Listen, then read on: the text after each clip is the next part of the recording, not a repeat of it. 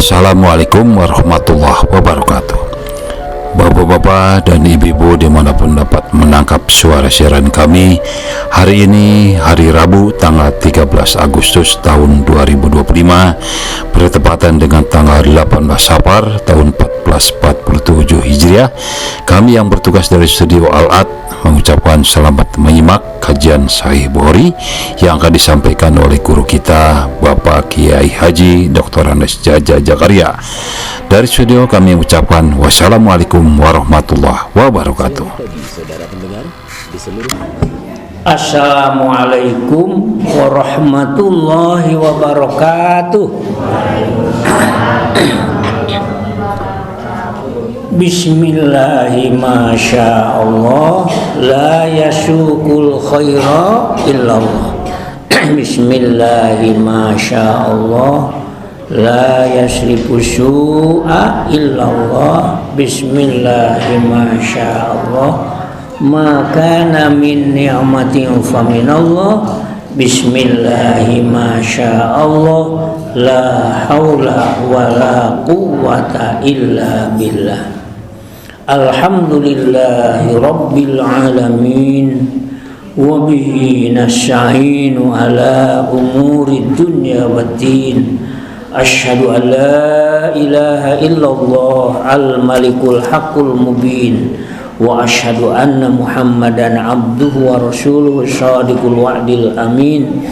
Allahumma shalli wa sallim wa barik ala hadzal nabiyil karim wa rasulil azim imamil mursalin wa khatamin nabiyyin sayyidina Muhammadin wa ala alihi wa ashabihi ajmain. Allahumma inna nas'aluka mimma indak wa afiz alaina min fadlik wa anshur alaina min khazaini rahmatik wa anzil alaina min barakatika ya arhamar rahimin. Allahumma aftah lana futuhal arifin nikmatik wa anshur alaina rahmatak wa dzakirna ma nasina ya dzal jalal. Allahumma anfa'na bima 'allamtana wa 'allimna ma yanfa'una wa zidna ilma. Mari berikrar dulu. Raditu billahi rabba wa bil islami dina wa bi Muhammadin nabiyya wa rasula. Rabbi zidni ilma wa alhiqni bis salihin. Nas'aluka al-ijabah wa shifa min kulli da'in wa asil maqasidina muraya wa bi'usra. Thumma ila rujamil kubur minal mu'minin mu'minat muslimin wal muslimin masyarikil ardi ila magharibiha wa syusun ila rawahi ummahatina wa abain wa ajdadina wa qarallahu wa sallallahu nafa'allah sallallahu umma ila rujami masyayikhina satidatina wa ulama'ina wa kullu man 'allamana fid din wa qarallahu sallallahu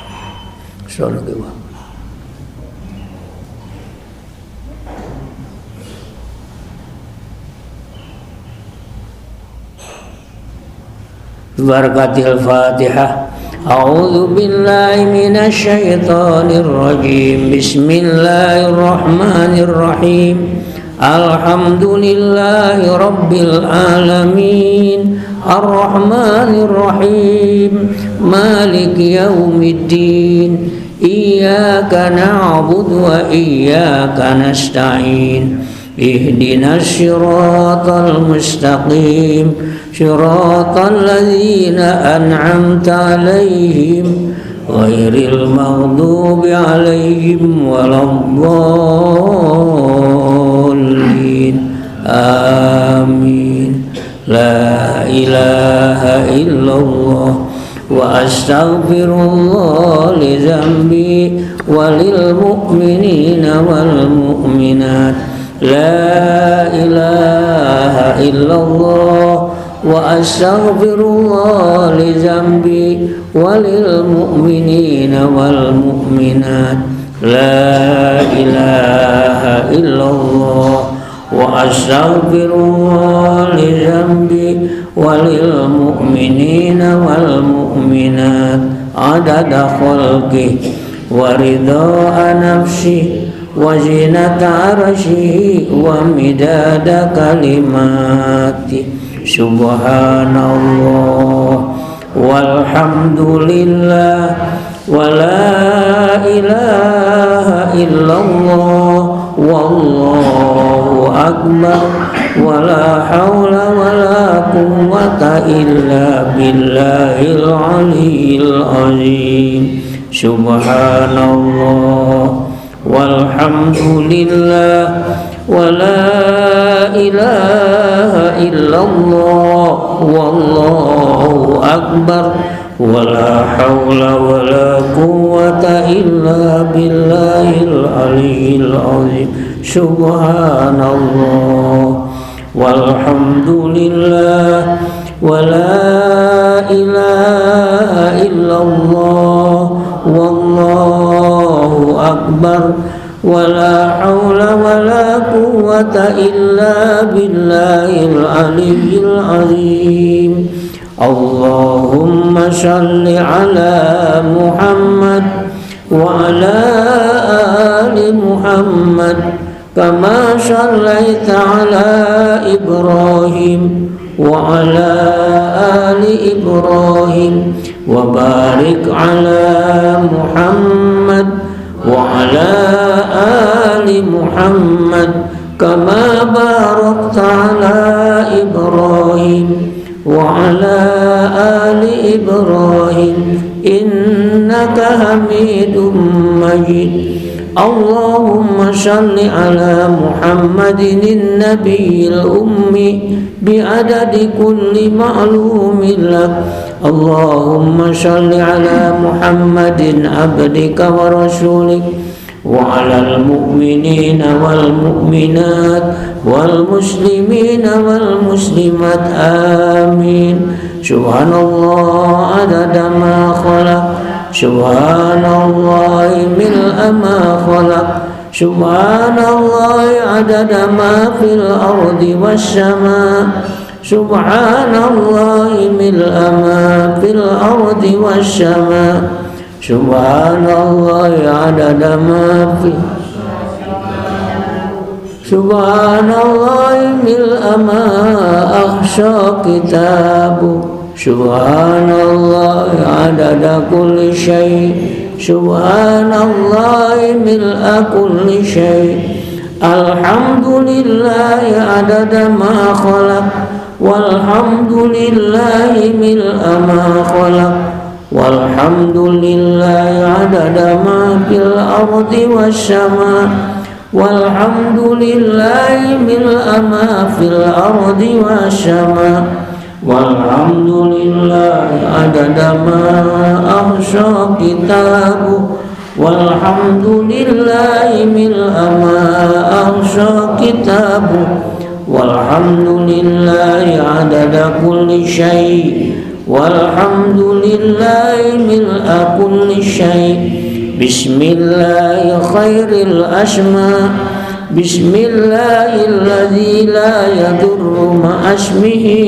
أذى بسم الله الكافي بسم الله المعافي بسم الله الذي لا يضر مع اسمه شيء في الأرض ولا في السماء وهو السميع العليم بسم الله الذي لا يضر مع اسمه شيء في الأرض ولا في السماء وهو السميع العليم بسم الله الذي لا يضر مع اسمه شيء في الأرض ولا في السماء وهو السميع العليم بسم الله على نفسي وديني بسم الله على أهلي ومالي بسم الله على كل شيء أعطاني ربي الله أكبر الله أكبر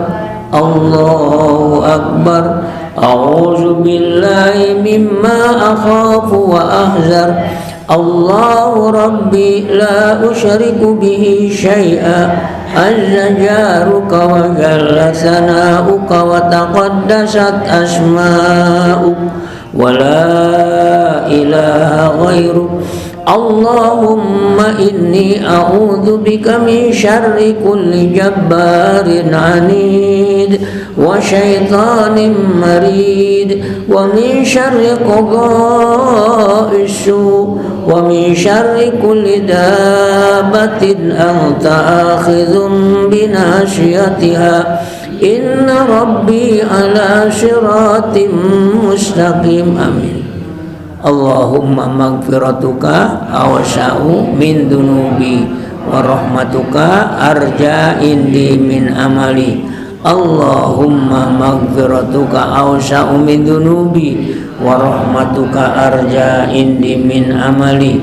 Allahumma maghfiratuka awsa'u min dunubi wa rahmatuka arja indi min amali. Allahumma barik li fil maut wa fi ma ba'dal maut. Allahumma barik li fil maut wa fi ma ba'dal maut. Allah barik li fil maut wa fi ma ba'dal maut. Amin. Alhamdulillah, pagi ini kita punya bonus, diberi jatah umur untuk menambah amal ibadah, bekal untuk hari yang amat kekal yang akan kita masuki, sasti. Pagi ini kita akan melanjutkan kitab syarat-syarat ini, terutama salah satu syarat itu yang kita ketahui, yang harus kita ketahui adalah tentang mahar, mas kawin. Ya, mas kawin ini tidak selamanya dengan materi, ada juga mas kawin yang dibayar dengan jasa. Seperti yang terjadi pernikahan Nabi Musa, ya, mas kawinnya oleh Nabi Syuaib, karena Nabi Musa nggak punya uang, minta supaya menjadi penggembala kambing selama 8 tahun. Tapi Nabi Musa memilih 10 tahun aja. Jadi isyarah bahwa mas kawin itu harus ada lobby dulu antara calon pengantin laki-laki dengan pihak perempuan, yaitu wali. Ya. Wali harus lobby dulu kepada si gadis yang akan dinikahkannya. Mau apa mas kawin nanti? Dulu di kampung saya ada yang mas kawinnya itu dengan membaca surat Quran, Pak. Baca surat kulhu saja. Karena nggak punya uang. Waktu awal kemerdekaan dulu banyak itu yang nikah mas kawin maca kulhu. Jadi istrinya pokoknya nggak bilang mas kawin baca kene surat Ikhlas 3 kali, maca kulhu aja sah. Di kita belum pernah terjadi ada gadis minta mas kawin dibacakan Quran sehataman.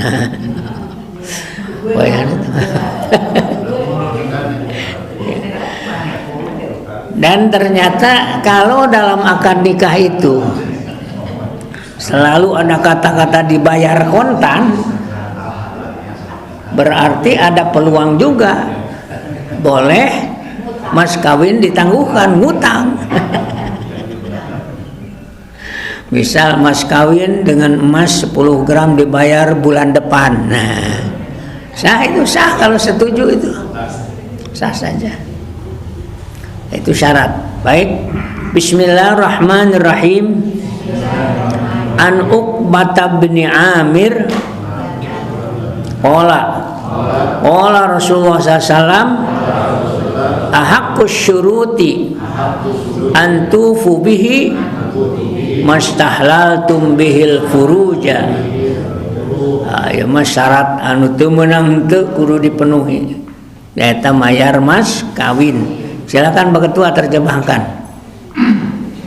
Hadis nomor 1189 diriwayatkan dari Uqbah bin Amir bahwa Rasulullah SAW bersabda, syarat yang paling harus kalian penuhi adalah mahar yang dengannya kalian halal melakukan hubungan. Jadi lamun seg teu aya mas kawin mah pernikahan itu tidak sah, karena ini syarat, Pak. Syaratna sah nikah teh kedah nganggo mas kawin. Malah sebagian mengatakan rukun nikah. Nah, rukun nikah itu ada wali, ada calon pengantin laki-laki perempuan, ada 2 orang saksi. Ini saya ingin mengatakan tentang saksi. Saksi ini harus memiliki keadilan. Salah satu tanda keadilan yang disepakati para ulama adalah bila kita yakin yang jadi saksi itu orang yang tidak pernah melalaikan sholat. Hati-hati jangan mengangkat saksi orang yang tidak pernah sholat, karena syaratnya harus orang beriman, bertauhid. Moal sah nikahna. Ulah kena itu saksina ngangkat pejabat, ternyata pejabatna teh tara sholat, moal sah mesti kumaha ge. Pengantin perempuan ini harus tahu kalau bapaknya tak pernah sholat, jangan mau diwali oleh bapak yang tidak pernah sholat. Lebih baik wali hakim, Pak. Karena itu di kita ada tradisi supaya sah akidah sebelum akad nikah biasanya dibacakan apa? 2 kalimat syahadat. Nah, sekali lagi, ada kebiasaan di kita sebelum akad nikah dibacakan apa? Maksudnya supaya pengantin laki-lakinya, walinya, saksinya, semuanya benar-benar beragama Islam, tauhidullah. Itu intinya. Salah satunya cacat semua, Pak. Nah, baik, cukup jelas ini. Jadi ini syarat yang harus dipenuhi. Artinya kalau mas kawinnya tidak dipenuhi, maka akad nikahnya menjadi pasah, batal itu ya. Baik, kita teruskan. An Abi Hurairah wa Zaid bin Khalid al-Juhani radhiyallahu anhuma annahuma qala inna rajulan minal a'rabi ata Rasulullah sallallahu alaihi wasallam faqala ya Rasulullah anshudukallah illa qadaitali bi kitabillah. Hebat ini seorang badui, jadi usul para Rasulullah minta supaya dia ditetapkan dengan hukum yang ada dalam Al-Quran. Masya Allah, itu zaman Rasul. Faqala al-khasmul akhar wa huwa afqahu minhu na'am faqdi bainana bi kitabillah wa'dhan li. Faqala Rasulullah SAW qul qala inna ibni kana asifan ala hadha fazana bimra'atihi wa inni ukhbirtu anna ala ibni ar-rajma faftadaitu minhu bimi'ati syatin wa walidah fasa'altu ahlal ilmi fa akhbaruni annama alabni jaldu mi'atin wa taghribu amin wa anna alam ra'ati hadha ar-rajma.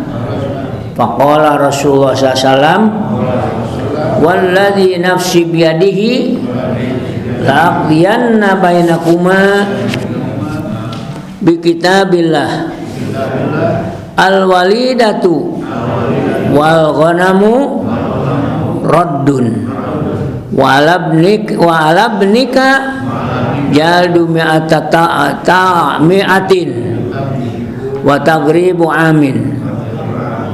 Ugudu ya Unais ilam ra'ati hadha fa ini tarafat farjumha qala faqada alaiha fa tarafat fa amara biha Rasulullah sallam farujimat. baru jimat. Aduh, ada rajam, ada cambuk, ada juga diusir dari kampung selama setahun. Mungkin ini juga bisa dengan cara dibui, masuk penjara. Ini kasusnya adalah seorang pemuda zina dengan seorang istri yang punya suami. Suaminya bernama Unes. Hingga terjadi perdebatan antara keluarga ini, yaitu keluarga laki-laki yang zina dengan keluarga istrinya Unes. Nah, mereka langsung mendatangi Rasulullah SAW minta ditetapkan hukuman sesuai dengan ketentuan Al-Quranul Karim. Semula ada yang berpendapat bahwa perempuan yang muhson punya suami zina bisa diganti membayar diat dengan membayar 100 kambing gitu. Lalu dia dicambuk. Sementara ada yang berpendapat bahwa laki-lakinya cukup dicambuk 100 kali dan diusir selama setahun. Temenang ada lembur eta, dibui lah kira-kira. Nah, lantas datang para Rasulullah nanya, bagaimana ini hukuman ini? Karena ada orang yang seperti itu.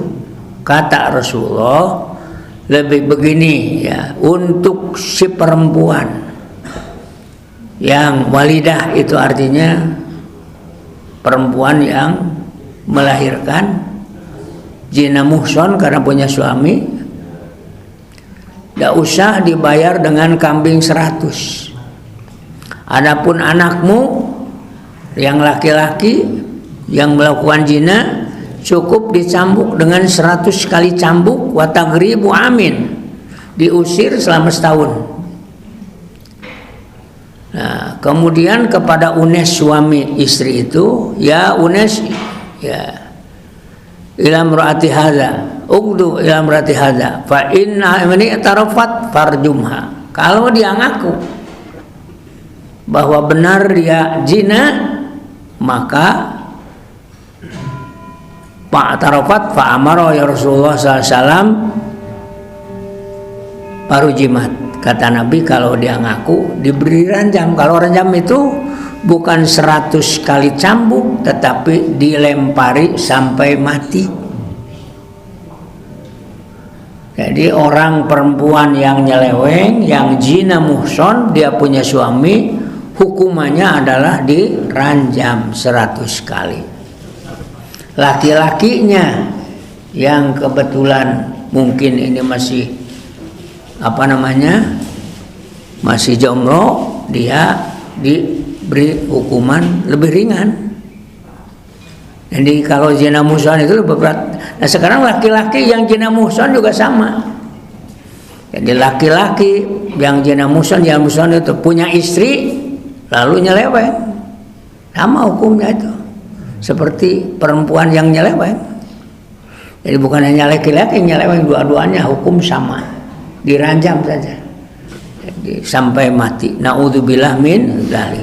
Baik, itulah sebagian yang harus kita ketahui, dan ini suatu hal yang mungkin terjadi di masyarakat sekeliling kita.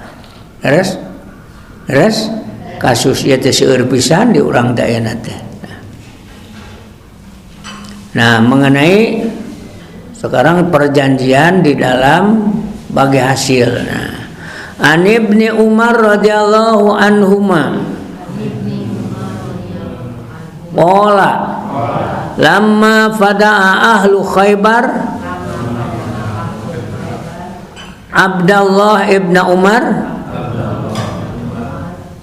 qama Umar khatiban faqala inna Rasulullah sallallahu alaihi wasallam kana amala Yahuda Khaybar ala amwalihim wa qala nukirrukum ma aqarrakumullah wa inna Abdullah ibna Umar raja ila malihi hunaka fa'udiya alaihi minal lail fapudiat yadahu wa rijlahu wa laysa lana hunaka aduwwun ghairahum hum aduwwuna wa tuhmatuna wa qad ra'aitu ijla'ahum falamma ajma'a Umaru ala dzalika atahu ahadu bani Abi Hukek aya kelompok Abil Hukek aja dengan Hukek faqala ya Amiral Mukminin atukhrijuna wa qad aqarrana Muhammadun sallallahu alaihi wasallam wa amalana alal amwal wa syarata dzalika lana. Qala Umar adzananta anni nasitu qaula Rasulullah sallallahu alaihi wasallam kaifa bika idza ukhrijta min Khaybar ta'du bika qulusuka lailatan ba'da lailatin faqala kanat hadhihi Huzailah min Abil Qasim qala kadzabta ya aduwallah fajalahum Umar wa atahum qimata ma kana lahum minas samari malan wa ibilan wa urudan min aktabin wa hibalin wa ghairi dzalik. Ini inti dari hadis ini.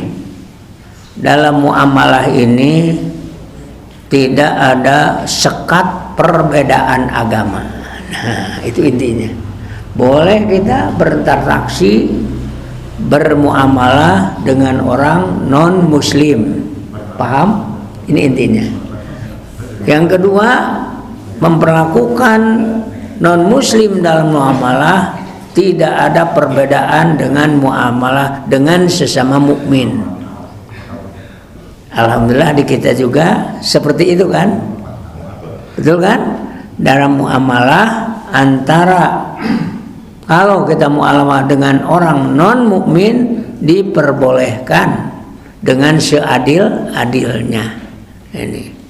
Ini terjadi di Khaybar, ada sesuatu malah dengan orang yang non muslim, yaitu Yahudi. Nah, untuk lebih jelasnya silakan Pak Lubis, ini orang luar biasa membacakan terjemahannya.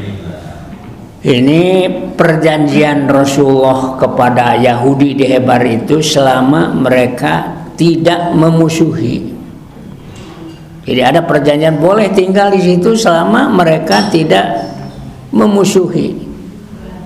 Dan itu pun disyaratkan selama Allah belum menurunkan perintah untuk mengusir mereka ya dari tempat tinggal mereka. Kalau syaratnya dilanggar seperti yang terjadi ini, Abdullah bin Umar datang ke Khaybar, diserang mereka, bahkan diikat. Nah, hukum apa yang harus dilakukan terhadap yang melanggar janji Yahudi? Maka mereka harus siap diserang, diperangi. Kalau tidak perang, mereka diusir dari tempat itu. Temenang tinggal di Khaybar dengan ngelanggar janji, karena mereka menyatakan permusuhan kepada umat Islam seperti kasus ini. Nah, sekarang pada saat itu apa yang diputuskan? Padahal mereka telah menyampaikan suatu persyaratan yang mungkin sifatnya dusta, mengatakan Muhammad tidak akan pernah mengusir kami dari sini dulu. Padahal syaratnya adalah selama tidak memusuhi. Kalau mereka damai ya damai aja udah. Ini penting sekali. Yang kedua, karena mereka melanggar janji, syarat untuk tinggal di Khaybar itu adalah damai, maka karena mereka sudah melanggar perjanjian, mereka mereka harus diusir dari situ. Kemudian pada saat diusir ini, semua apa yang mereka miliki kalau tidak dibawa, mereka diusir dengan pengusiran yang buah-buahan dan sebagainya, mereka silakan bawa itu. Ontana sekolah itu, orang juga bawa begitu. Jadi mereka masih diberikan hak mereka, padahal mereka sudah memusuhi begitu musuh. Jadi inilah gambaran Islam rahmatan lil alamin. Jadi kalau mengusir musuh dari tempat kita, dalam pengusiran itu juga hak mereka diberikan. Jangan sampai diusir tanpa haknya, tidak boleh kita. Hak-hak mereka harus kita lindungi. Inilah Islam. Jadi kesimpulan berikutnya, sebenarnya Islam itu toleran, rahmatan lil alamin, tidak ada istilah bermusuhan dengan siapapun yang berbeda agama. Tetapi kalau orang berbeda agama menyatakan permusuhan, disitulah kewajiban kita mempertahankan diri. Kalau perlu sampai orang kafir itu tidak diizinkan tinggal. Seperti sampai sekarang tanah haram Mekah dinyatakan tidak boleh masuk orang-orang yang non muslim, orang musyrik, orang kafir tidak boleh masuk ke situ. Begitu pula tanah haram Madinah, ya, sampai sekarang. Nah, ini barangkali perlu juga pemahaman yang lebih dalam, dan kita minta kesepahaman ataupun minta pendapat kepada para ahli. Kalau terjadi ini, misal di negeri kita ini termasuk negeri yang menggunakan perjanjian Madinah dulu. Pada awal Rasulullah Shallallahu Alaihi Wasallam hijrah ke Madinah, perjanjian ini diberlakukan antara Muslim, non Muslim, ada Yahudi, ada Nasrani, hidup bersama itu, berdampingan selama mereka damai. Tapi kalau kelompok Yahudi seperti yang bergabung dengan orang munafik, nah itu diusir dari Madinah. Ada pendapat kehidupan masyarakat Indonesia yang mayoritas Muslim, ini para ulama baik dari kelompok yang ormasnya NU ataupun Muhammadiyah sepakat menerapkan kehidupan bermasyarakat Indonesia adalah dengan tata Madinah. Jadi kita dalam hidup damai walaupun berbeda agama di negeri ini. Paham? Karena ada sekelompok kaum muslimin yang mau memaksakan kemauannya, ingin negara Indonesia yang mayoritas muslim udah memperlakukan orang-orang yang beda agama tidak usah ada di sini. Nah, ada itu ya pemikiran seperti itu, dan pemikiran ini harus kita hadapi dengan kebijakan-kebijakan yang sesuai dengan ruh Islam, Al-Quran dan Sunnah Rasulullah SAW. Saya sampaikan ini supaya tidak terjebak dengan sempalan-sempalan. Biasanya kelompok ini adalah kelompok yang memahami Islam tidak kafah, memahami sempalan-sempalan ajaran sepotong-sepotong. Misal ada ayat dalam Al-Quran, faqtulul musyrikina kafah, bunuhlah orang musyrik seluruhnya. Ini dipakai sepotong tanpa membaca ayat lain. Padahal masih ada ayat lakum dinukum waliyadin. Jadi kapan ayat itu diberlakukan? Baik lakum dinukum waliyadin, baik faqtulul musyrikina kafah. Disinilah perlu kajian yang mendalam. Apakah Indonesia akan melakukan faktul musyrikina kafah, ataukah masih dalam kondisi lakum dinukum waliyadin? Ini perlu kajian secara mendalam. Itu yang saya sampaikan. Dan sekarang ada aliran yang muncul di Aceh Inilah pentingnya ngaji terus, karena sudah ada kelompok yang mengajarkan ajaran yang menyimpang. Salah satunya mereka punya pendapat sholat 5 waktu tidak wajib.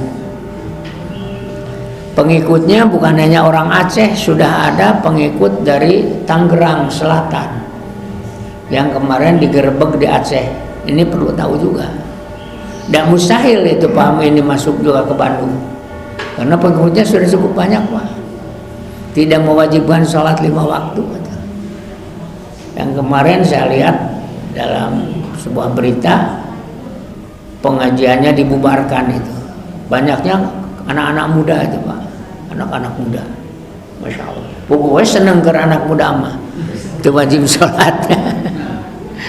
Nah, baik, itu saja yang dapat kita kaji pada pagi ini. Kepada seluruh jamaah, jangan pernah berhenti semangat untuk mengkaji Al-Quran dan Sunnah, karena ini satu-satunya cara untuk mempertahankan ajaran yang benar. Nabi menjamin sepanjang kita berpegang kepada Al-Quran dan Sunnah, insya Allah tidak akan sesat. Tapi kalau sudah menyimpang dari Al-Quran dan Sunnah, pasti sesat. Itu saja. Terima kasih kepada ibu dan bapak, jazakumullah khairan katsira. Dengan mudah-mudahan Allah selalu membimbing kita dengan rahmat dan hidayahnya, karena di tangan Allah lah nasib kita selamat di dunia, selamat di akhirat. Kalau Allah sudah mencabut rahmatnya, jangan bermimpi bisa bahagia di akhirat. Makanya kita selalu mengatakan Allahumma maghfiratuka awsa'u min dzunubi wa rahmatuka arja indi min amali. Semoga dengan rahmat Allah kita dilindungi dari kesesatan ini. Kita menemukan kebenaran, dibimbing dengan petunjuk Al-Quran dan Sunnah Rasulullah SAW. Mohon maaf atas segala khilaf, jazakumullah khairan. Semoga kebersamaan ini menjadi sebab bisa bersama-sama dalam pelindungan Allah dunia dan akhirat. Subhanakallahumma wa bihamdik asyhadu an la ilaha illa anta astaghfiruka wa atubu ilaik. Walhamdulillahirabbil alamin. Hari Rabu ini bagi saya hari paling berat, karena terus ngaji nonstop. Pagi ini kita melanjutkan kajian mingguan di Arca Manik, Masjid Al-Hidayah, yang sudah berjalan sejak tahun 96, sama dengan berdirinya Masjid Al-Ar. Di situ saya ngaji sampai sekarang itu, alhamdulillah. Dan ibu-ibunya sudah menjadi seperti keluarga aja, dan tidak mau diganti itu. Kemarin waktu saya hajian ada yang mengisi, cuman pengajian tidak pernah berhenti aja. Jamaahnya banyak yang absen katanya, sehingga pengajian yang biasanya lebih 30 sampai 40 lebih, itu yang hadir cuman sekitar 15-14 orang katanya selama saya tinggalkan. Saya katakan tidak usah fanatik guru, siapapun yang mengajarkan kebenaran adalah guru kita. Nah, mungkin seleranya beda itu. Terima kasih. Al-afu minkum wallahul muwaffiq ila thoriq. Mohon maaf atas segala hilaf. Wassalamualaikum warahmatullahi wabarakatuh.